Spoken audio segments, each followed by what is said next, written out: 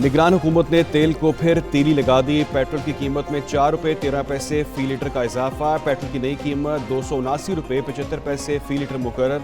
High speed diesel की कीमत आइंदा 15 रोज के लिए बरकरार रखने का फैसला। पेट्रोलियम मसनूआत की कीमत में रद्दबदल का नोटिफिकेशन जारी।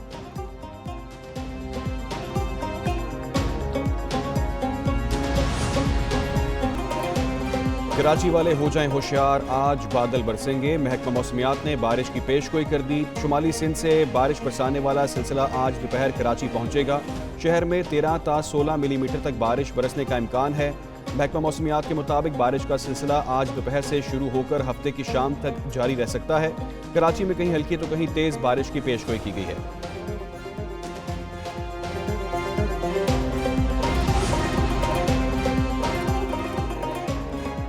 वज़ीर आला सिंध सैयद मुराद अली शाह का सूबे भर में आज रेन एमरजेंसी का निफाज, नोटिफिकेशन जारी। कराची में सरकारी और निजी तमाम दफातर दोपहर 2 बजे बंद हो जाएंगे। नोटिफिकेशन के मुताबिक रेन एमरजेंसी का इतलाक निजी इदारों पर भी होगा, ताहम ज़रूरी खिदमात के इदारों को इस्तिस्ना हासिल होगा। तमाम बल्दियाती इदारों, इंतजामिया और अस्पतालों को हाई अलर्ट रहने की हिदायत। शहरी गैर ज़रूरी तौर पर घरों से निकलने की गुरेज करें, कमिश्नर कराची ने अपील कर दी।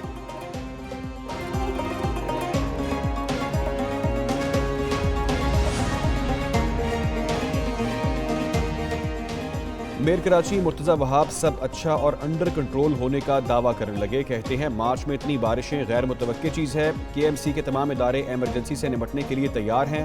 नालों की सफाई सुथराई और चोकिंग पॉइंट्स को क्लियर कर दिया है। डिप्टी मेयर सलमान अब्दुल्ला मुराद बोले, अब भी नालों से पत्थर और बोरियां मिल रही हैं। अवाम भी जिम्मेदारी का मुजाहरा करें। बल्दिया उज़्मा के तमाम मुलाजिमीन की छुट्टी मंसूख।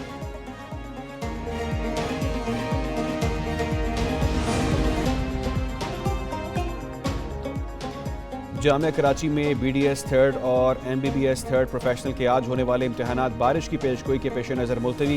इम्तहानात अब 7 मार्च को मुनक्किद होंगे। नाज़िम इम्तहान का कहना है कि इम्तहानी मरकज़ और वक्त में कोई तब्दीली नहीं की गई। महकमा तालीम सिंध ने शाम की शिफ्ट के निजी और सरकारी स्कूलों में तातील का ऐलान कर दिया। नोटिफिकेशन भी जारी।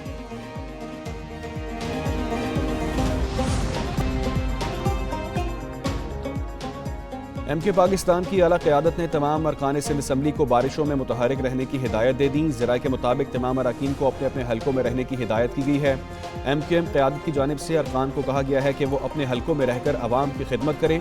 दूसरे शहरों में जाने से रोक दिया गया।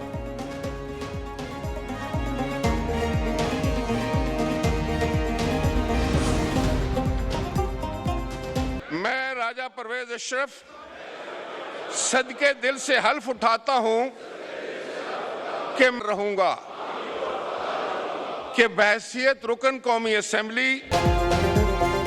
पाकिस्तान की 16वीं कौमी असम्बली वजूद में आ गई। नौमुंतखब अरकान कौमी असम्बली ने हल्फ उठा लिया। साबिक वज़ीर आज़म नवाज शरीफ एक मरतबा फिर पार्लिमान का हिस्सा बन गए। नामजद सदर आसिफ अली जरदारी और नामजद वज़ीर आज़म शहबाज शरीफ ने भी कौमी असम्बली की रुकनीत का हल्फ उठा लिया। बिलावल भुट्टो, फजलुर रहमान, हमजा शहबाज, अयाज सादिक, परवेज अशरफ, यूसुफ रज़ा गिलानी हल्फ उठाने वालों में शामिल हैं। अख्तर मेंगल, महमूद अटकज़ई, अलीम खान रुकने कौमी असम्बली बन गए। खालिद मकबूल, फारूक सत्तार, मुस्तफ़ा कमाल, खालिद मक्सी, चौधरी सालिक, एहसन इकबाल ने हल्फ उठाया। रोल ऑफ मेंबर्स पर दस्तखत भी किए। इफ्तिताही रोज़ मजमूई तौर पर 302 अरकान ने हल्फ उठाया। कौमी असम्बली के पहले इजलास में हंगामा राई और धींगा मुश्ती। सुन्नी इत्तेहाद काउंसिल के अरकान ने ऐवान में दाखिल होते ही स्पीकर डाइस का घेराव किया, पोस्टर उठाकर नारे लगाए।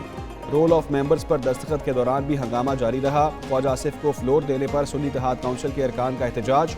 नशिस्तों पर खड़े होकर नो के नारे लगाए। जमशेद दस्ती, असद कैसर, शरफजल ने हल्फ उठा लिया। शहरियार आफरीदी, अली मोहम्मद खान, हामिद रजा और दीगर भी रुकने कौमी असम्बली बन गए।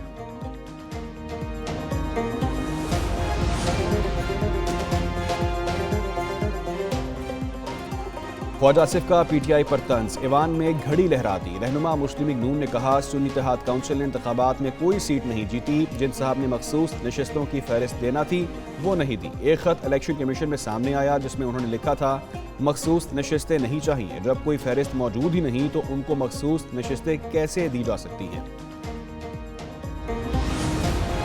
ईमान के अंदर ये मुक़द्दस जगह होती है जमहूरियत में, और इसमें सिर्फ उन लोगों के बैठने का हक है जो हक के नुमाइंदे होते हैं।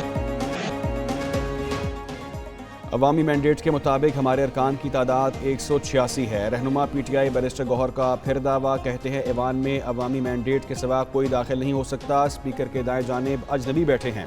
अवामी नुमाइंदा तब बन सकते हैं जब लोगों का मैंडेट हो। स्पीकर का इलेक्शन तब होता है जब असम्बली पूरी हो। उमर अयूब बोले, कौमी असम्बली का इजलास गैर आइनी है। पहले मखसूस नशस्तों का फैसला होना चाहिए। अवामी मसाइल के खात्मे की कोशिश करेंगे। इस तरह के खत वही लिख सकते हैं, ये उनका वतीरा है और कोई पार्टी, कोई शख्स, कोई फर्द ऐसा खत नहीं लिख सकता। पहले अमरीकी साजिश और अब अमरीका से कहते हैं बचाओ। तहरीक इंसाफ का IMF को खत, मुल्क पर घाव।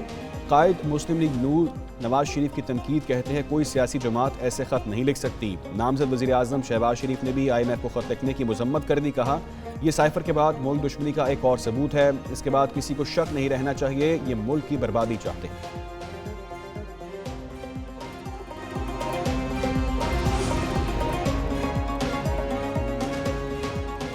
स्पीकर और डिप्टी स्पीकर कौमी असम्बली के इंतखाबात आज होंगे। मुस्लिम लीग नून के अयाज सादिक ने स्पीकर के लिए कागजात नामजदगी जमा करवा दिए। पीपल्स पार्टी के गुलाम मुस्तफ़ा शाह डिप्टी स्पीकर के उम्मीदवार। सुन्नी इत्तेहाद काउंसिल की तरफ से स्पीकर के लिए आमिर डोगर, डिप्टी स्पीकर के लिए जुनेद अकबर ने कागजात जमा करवाए। जांच पड़ताल में तमाम कागजात मंजूर। स्पीकर का पैनल ऑफ चेयरपर्सन्स का भी ऐलान।